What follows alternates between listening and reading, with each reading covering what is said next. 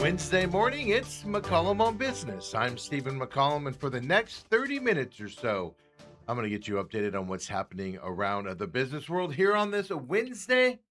Now, it's our last show of the week.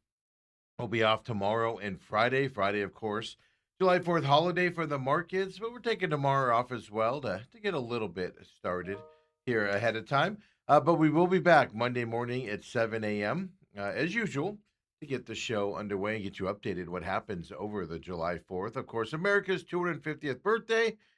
And you want to stay with us, folks, at the end of the show. We've got a list here coming your way of 17 limited edition grocery items for America's 250th birthday. Some of them, I'm just going to warn you now, are just downright nasty. Nasty.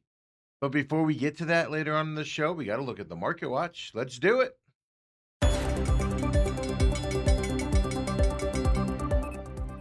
First day of the new month.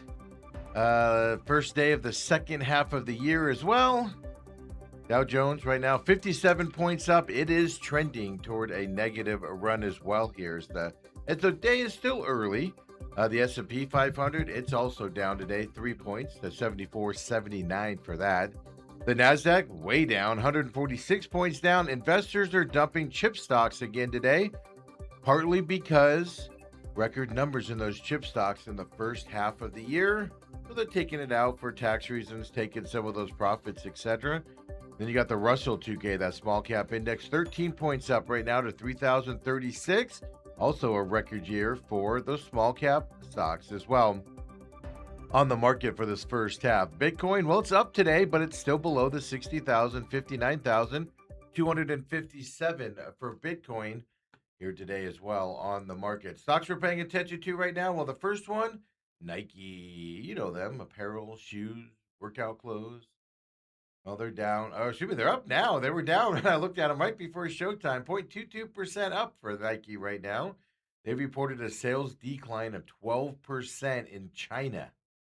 China's a huge market for Nike out there. Now, there was a huge this huge decline was surprising for that 12%. It's a key market as well, China. Nike still reported an earnings and revenue beat in its fiscal fourth quarter financial result report overall, which means the U.S. market is coming back for for Nike, which is interesting because for a while there, the U.S. market was the problem child for Nike lately with their reporting, and now it's kind of switched to the China side of things as well there for Nike. So finally, some positive news here in the U.S., but still in the, of course, Chinese market, which a lot of people would tell you that Chinese market is more important to Nike than the U.S. side, even though that's probably not initially true out there. Next stock we're paying attention to, Shutterstock. Now, this stock is down 31.61%. Remember they were going to merge with Getty Images? Well, that has been called off by Getty now due to demands from a UK regulator is why Getty said no more merger with Shutterstock. Shutterstock's down this 30.97% based off of that merger call off by Getty. Let's look at Getty Images stock as well. That's not down as much, but it is down 7.22% here today as well. So UK regulator getting involved in that. Getty calling off this merger. Interesting enough, we'll have another story about another possible UK getting involved with another merger situation coming up here. Just a few stories here in this first segment of the show. When we come back later and look at stocks, we're going to look at Alcoa, Salesforce, ServiceNow as well. Interesting with Salesforce and ServiceNow, right? Software companies, AI going to take them over? Well, some things happening there that might be swaying that opinion too. They'll both survive this AI craze that we're in. But we'll talk about that coming up when we look at stocks in just a little bit.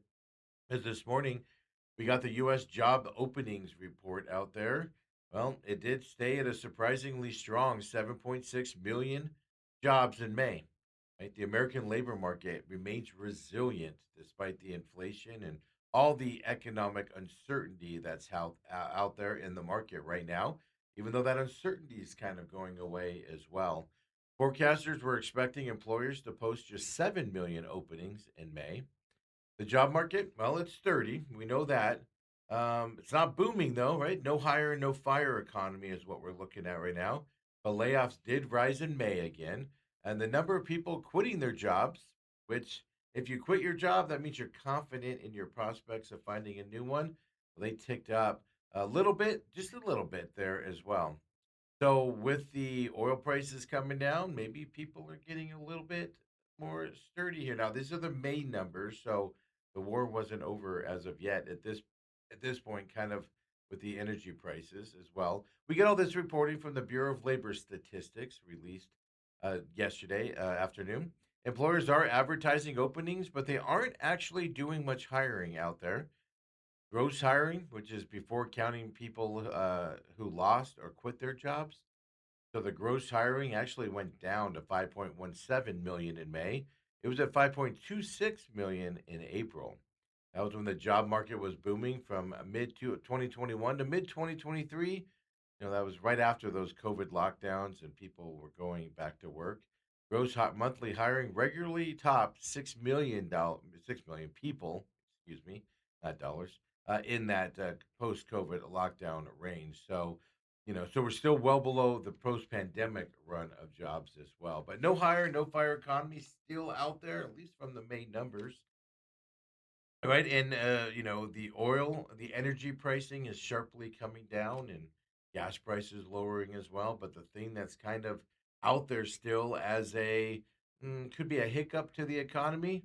Well, that's just simply tariffs, right? And we know the today's a special day here, Wednesday, July 1st, and for trade agreements.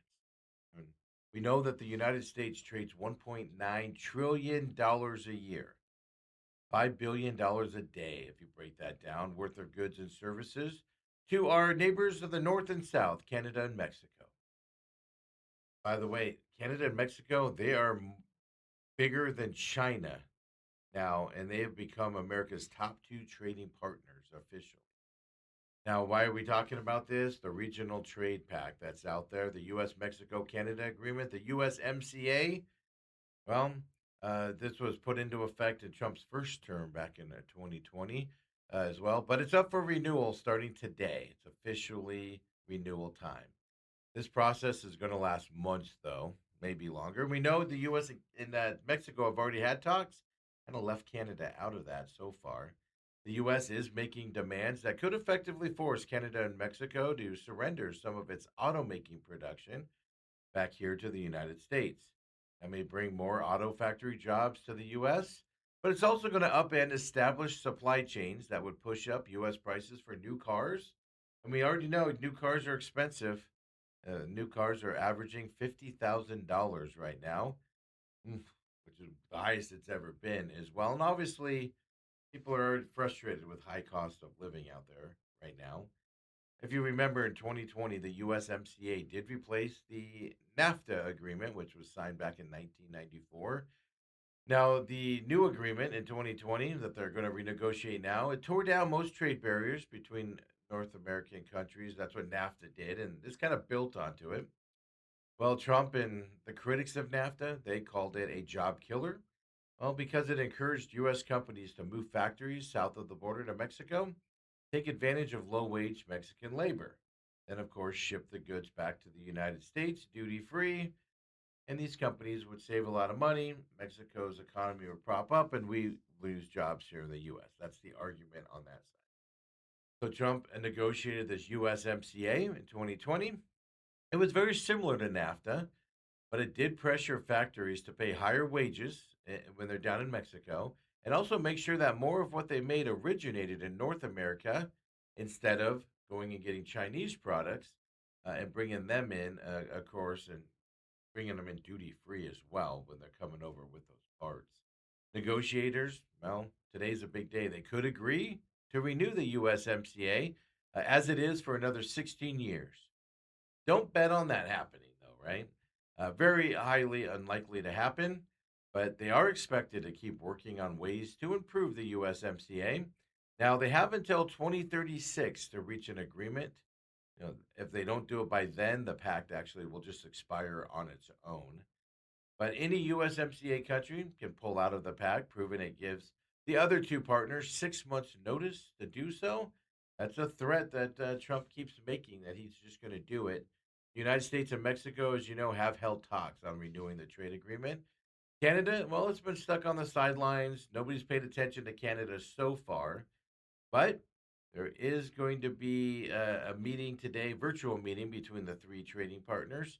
They're going to meet virtually here today, and don't expect an agreement. Obviously, it's going to be a long negotiation coming up here, but Trump's going to do his demands. It kind of leaves a little bit of upending on what the tariff situation and non-tariff situation is going to be here between all of these three neighboring countries that do a lot of business together as well. And we talked earlier about Getty and Shutterstock and how the UK regulators kind of got involved with that, and Getty decided to pull out of that merger.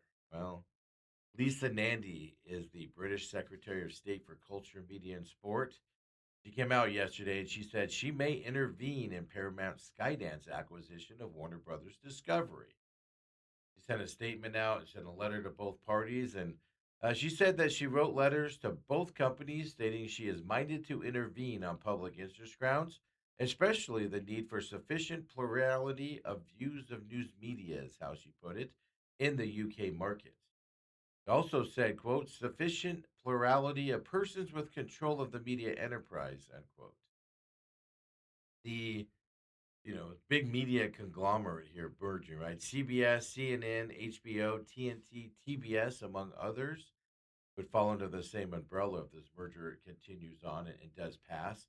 Don't forget, it did receive approval from the Antitrust Division of the Department of Justice here in the U.S. earlier this month. The DOJ, when they made their ruling, they determined the deal is not likely to result in harm to competition or American consumers. The DOJ actually argued its analysis of the transaction revealed that it, quote, benefits for the American consumers and workers, unquote. Well, the UK's thinking a little bit different about this.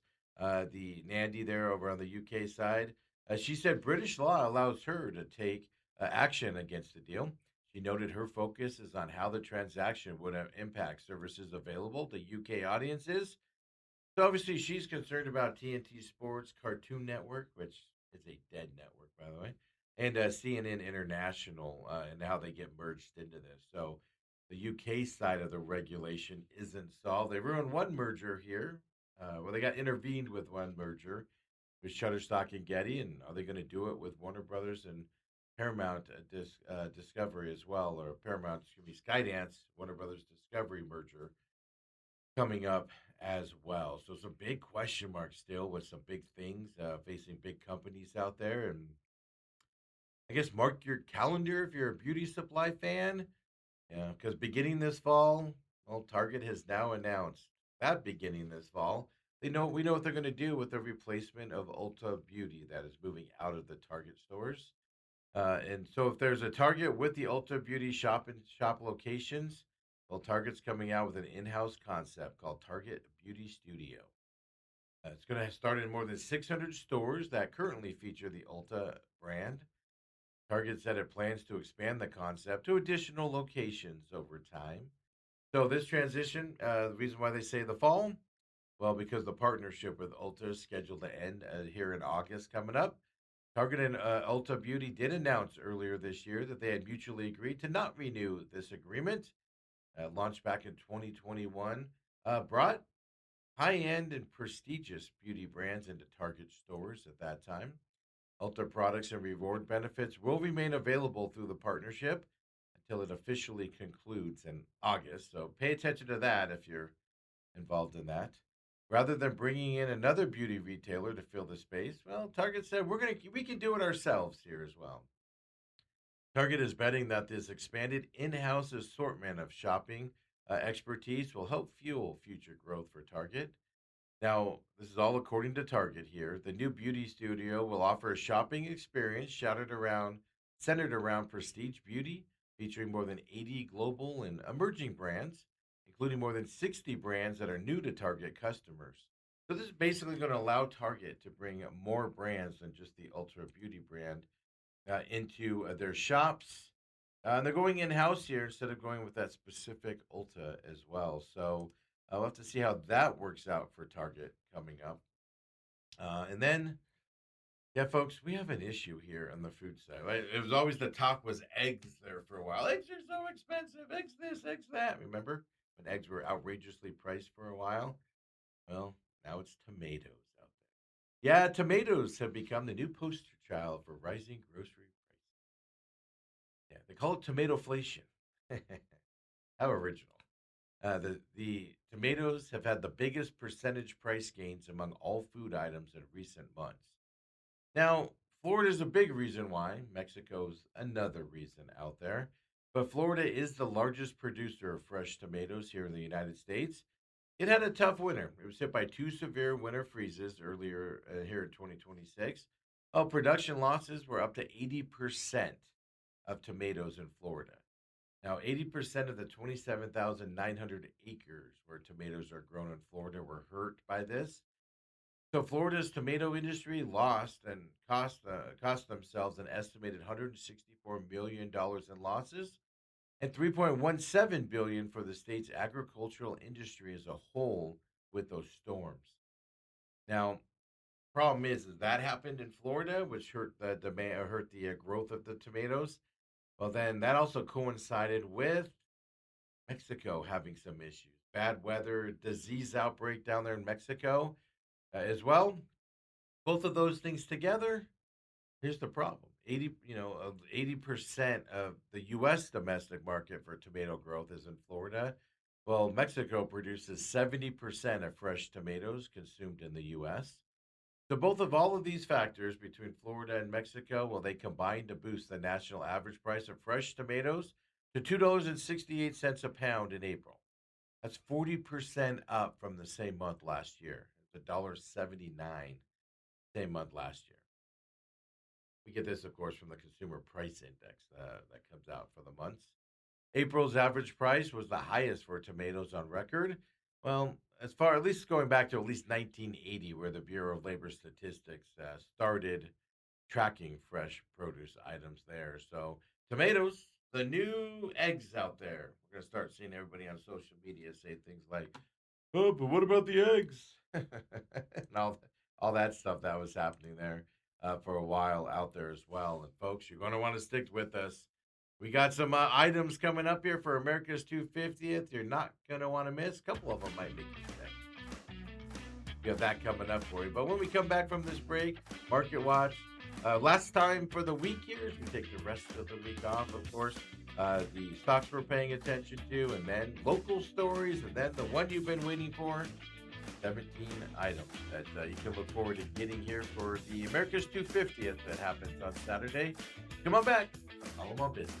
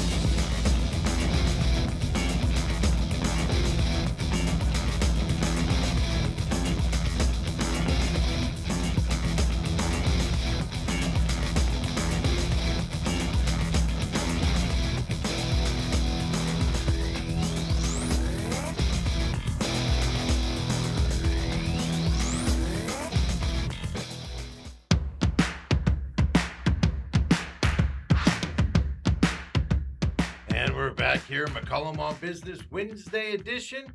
Well, this week, of course, today is July 1st on a Wednesday, our last show of the week. Yeah, we're going dark here for Thursday and Friday. Of course, Friday being, markets closed on Fridays, but taking off tomorrow as well. All shows will be dark for the rest of the week. Getting ready for, of course, the 250th anniversary here of the United States on Saturday night. Enjoy your weekend. It's going to be a blast. No pun intended with fireworks. We'll be back on Monday morning at 7 o'clock. And with the holiday coming up, well, you can catch all of our programming on demand on YouTube. All the programming except for the Real Matrix. That's over on Rumble with all of our programming over there. Rumble.com/user/TME Media. No new show for the Real Matrix this week. It's taking the week off due to the holiday. It'll be back next Friday at noon, every Friday at noon. Otherwise, well, the Real Matrix hits Rumble, hits the free podcast systems as well. Catch up on any of the shows that you've missed here. And a lot of them out there, 40 something shows, I think, there for the Real Matrix. Catch up on the programming there. Catch up on any Real Matrix, should be the main event, pit stop shows, or of course McCollum on business shows that you need to catch up on as well. And folks, we're going to go in and do the main event here today from 8 to 10 live here on YouTube. Don't forget to join us. Don't forget to follow TME Media AZ as well on X. That's just where we post show stuff like when we're off, like for instance, the next 2 days. Be back on Monday morning. As long as we get back into town on time, we'll be here Monday morning, which should be no problem as well. So, everybody have a great weekend. Catch up on our programming if you'd like to, and everybody have a great weekend out there. And with that being said, let's get right into that market watch.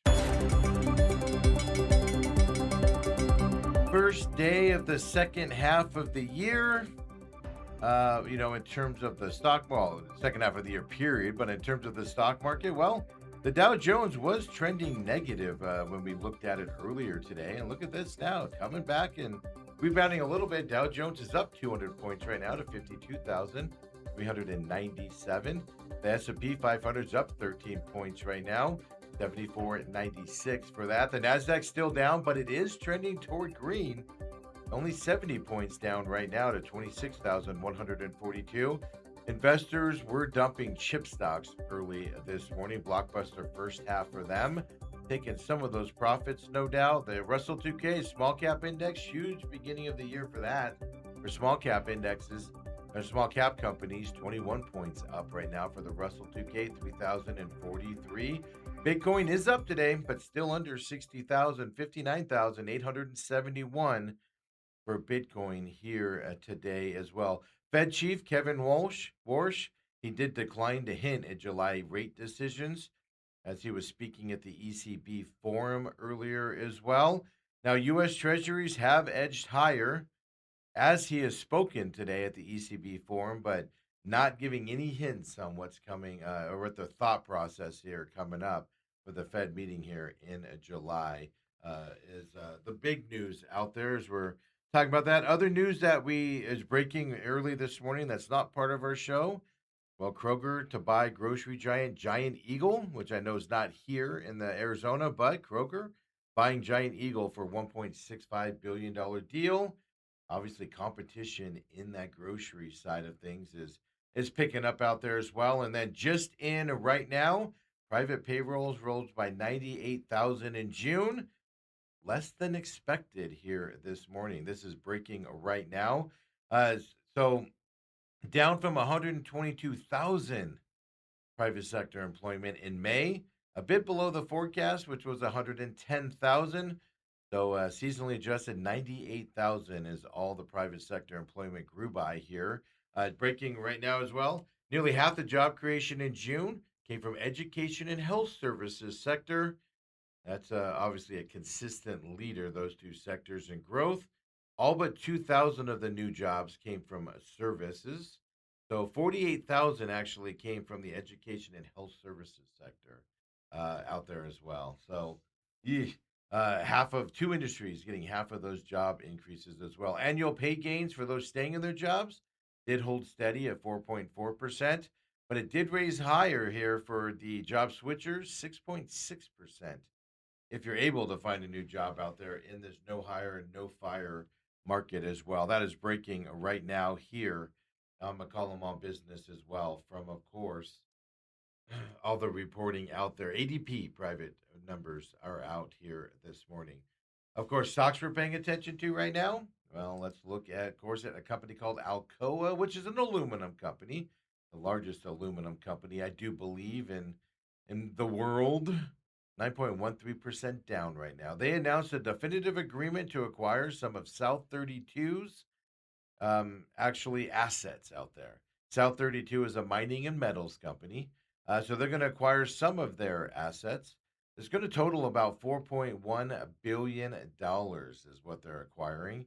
The transaction will see Alcoa acquire South 32's bauxite, alumina, and aluminum portfolio specifically for $4.1 billion. Alcoa, by doing the buying, 9.44% down. That's a lot of money out for the Alcoa to continue to expand. And then we're going to look at Salesforce out there, software company. Them and ServiceNow. We'll look at ServiceNow in just a minute. But Salesforce up 4.43% here today. Guggenheim, that investment company, upgraded both of the companies, Salesforce and ServiceNow, to buy. The reason why?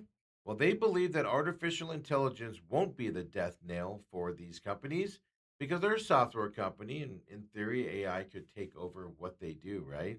And they Guggenheim said that's attractive valuations in the stocks. You know, so that's why they upgraded them both to buy. So Salesforce up 4.60%. ServiceNow, let's look at that stock as well here, is up 4.13% as of right now as well. These companies they've been unloading employees going toward AI, these companies by themselves. And the thinking was they'd eventually be extinct because AI would take over what they supply to the marketplace. Well, Guggenheim says no, not the case.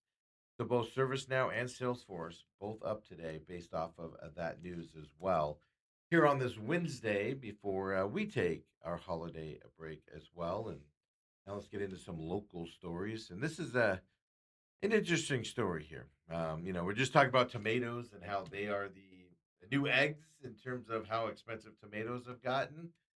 Well, the U.S. Department of Justice announced yesterday that along with 17 state attorneys generals, they went and filed a lawsuit against a couple egg companies, Cal-Maine, Versova, and one here locally you've heard of, Hickman's Egg Ranch. They filed this lawsuit for manipulating egg prices. Hickman's Egg Ranch is, of course, based over there in Buckeye. Cal-Maine's headquartered over in Mississippi, and Versova is up in Iowa. This lawsuit alleges that the three companies worked together to inflate daily price reports published by the Erner Berry Publications. Well, that's a marketing company that sets the prices at grocery stores, restaurants, all the buyers for eggs as well. So they're being accused of manipulating that. Officials say the three companies and other egg producers bid to acquire eggs on a spot market. Well, Erner Berry then uses these bids to issue daily price reports that affect wholesale egg prices. Every year, billions of eggs are sold with prices based on the publication of Erner Berry's pricing. So the complaint here from the DOJ, as well as those 17 state attorney general, which, by the way, Arizona was involved in this.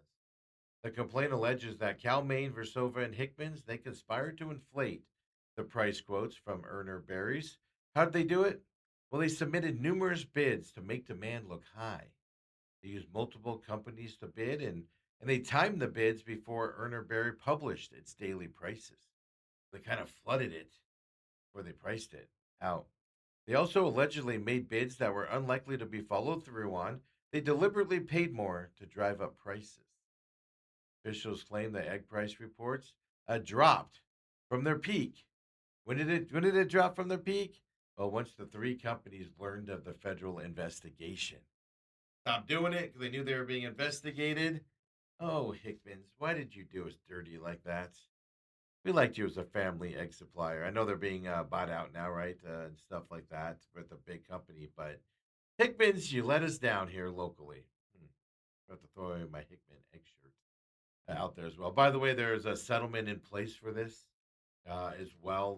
So we'll have to see if a judge signs off on that. But right, a lot of it wasn't just the bird flu causing egg prices to go up. According to the DOJ and 17 states attorneys generals, these companies were pushing them up to make more money as well out there. And Well, we talked about Canada and the U.S. MCA, right, earlier with Mexico. Well, here in the Valley, at least, 14-year hiatus. Canada has reopened its consulate here in Phoenix. Arizona Governor Katie Hobbs, other leaders of Phoenix gathered around the new consulate or the reopening of the consulate. It's up at Central Avenue in Thomas, if you don't know where it's at. And they all joined up there for the ribbon cutting ceremony, slapping each other on the back for having it happen. You know how politicians. As we know, we just talked about it with that USMCA. Canada is one of Arizona's biggest international trade partners. Mexico and Taiwan are the only two countries ahead of Canada here in Arizona specifically. Arizona, as we know, attracts thousands of Canadian snowbirds during the winter months that come out and hang out with us down here. Canada, why did they close the consulate? Well, they closed it back in 2012 due to federal cuts, and they just closed it. So now it's reopened. So if you're Canadian, need your consulate. There you go. Hit it up here, Central and Thomas, back open again. Little short story here, but Banner Health, they call themselves. I believe they are. They might. Walmart might be bigger, but Banner Health does self-proclaim itself as Arizona's largest private employer. Well, about 250 of its employees have actually filed a petition to unionize with the NLRB, the National Labor Relations Board. Doctors, nurse practitioners, doctors' assistants working for Banner Health, they're seeking to be represented by the Union of American Physicians and Dentists. That's what they're looking for. The employees allege that clinicians keep being excluded from decisions made by Banner executives, which they say affects patient care conditions. Yeah, doctors just want to make you get better.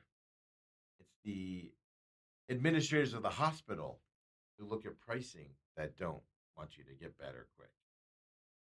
They're calling it out on that. This group says the doctor recently filed an unfair labor practice charge after being disciplined because he identified a scheduling error that would have delayed a patient's care and, yeah, admonished for it.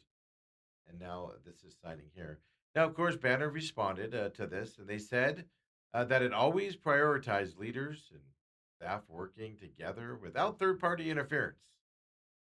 The doctors and 250 of your doctors and everybody disagree with that.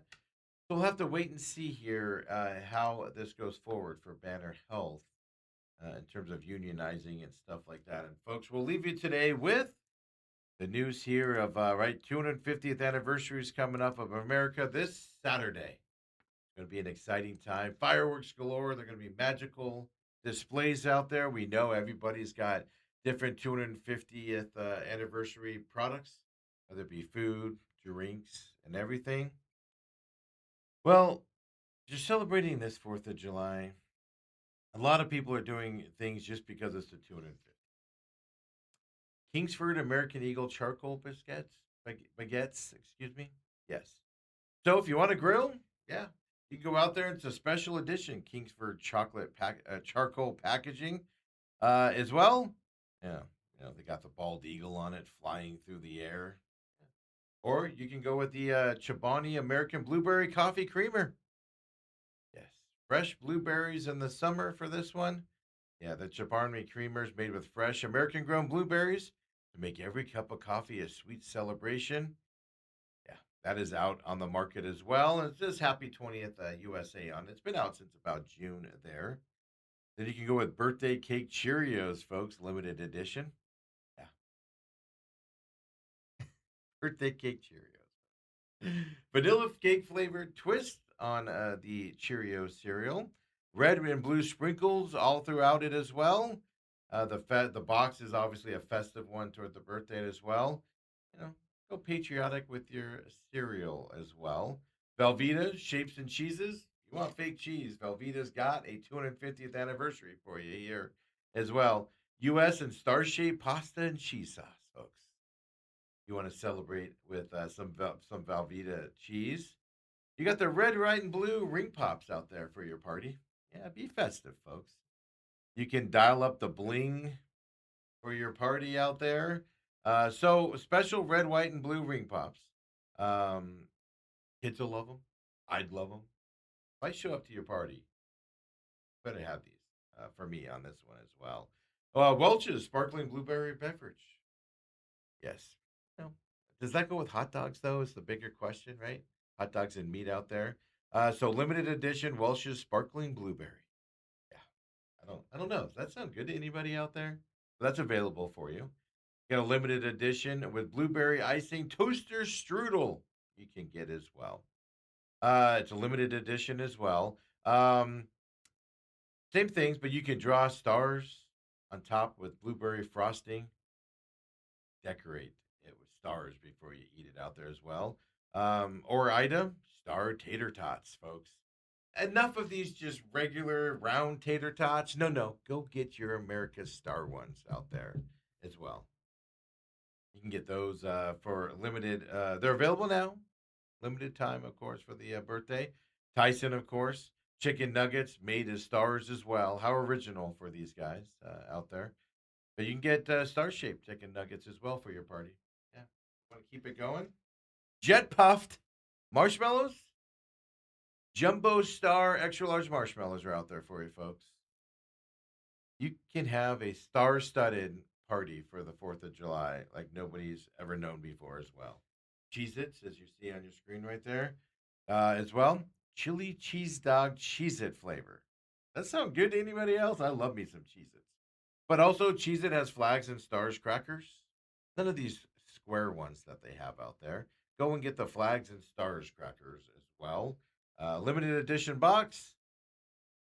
There you go, folks. By the way, it's just flag and star designs on the crackers. They just put designs on it. Townhouse Star Spangled Original cookies. It's the crackers. I call them cookies, but those are crackers there as well. Yeah, so there you go. You have a dip, you have a spread out there. Well, grab some Star Spangled crackers out there as well for your charcuterie board. American flag design of them. You can dip it. Eat your flag as well. Oreos limited edition firecracker pop flavored Oreos. Yeah, that's a lot to say there. Yeah, they taste exactly like classic firecracker ice pops from at least the stories I read about these as well, but they're in cookie form. Yes, the brightly colored layers of filling inside each cookie. There you go, folks. Oreo getting in on it with their firecracker pop cookies. And I apologize if you're eating, if you just ate, just brace yourself for a second here because I think this sounds disgusting. Bush's Rocket Pop flavored beans. Yeah, who's asking for it? America's asking for it. That's who. America. Cherry lime blue raspberry flavored beans. Beans is what they got there, folks. Uh, if I'm not a Bush's beans guy anyway. But if you try those, please let me know how they are. You got to reach out to me. Let me know. That just sounds ridiculous. Hot Pocket snack breaks, apple pie, gooey apple pie, cinnamon sugar crust as well, available for you. Of course, you got to go apple pie, like for McDonald's. The McDonald's yesterday afternoon, just getting a quick soda, and they have their apple pies available for you there as well at McDonald's. But there you go, Hot Pockets, a brand new line called Snack Breaks. Obviously, one of the flavors specifically for America's 250th, the apple pie one out there. And hey, you want to do some bubbly? Corbell's limited edition champagne bottle ready for you as well. Pop a cork on July 4th. Celebrate beating up those British people 250 years ago as well. Yeah, Corbell Brute, Star Spangled Bottle, what you can get there. And finally, Johnson's 250th original brats out there with liberty and bratwurst for all. That's what they say on their box. That's pretty funny. They're rolling out Johnsonville is with a limited edition pack of 250 brats. Why? Because America. That's why. 250 in bots in one box. Who needs that? Nobody. But who gets it? America. That's what's happening right now. You can buy it for yourself at Sam's Club if you want 250 brats as well.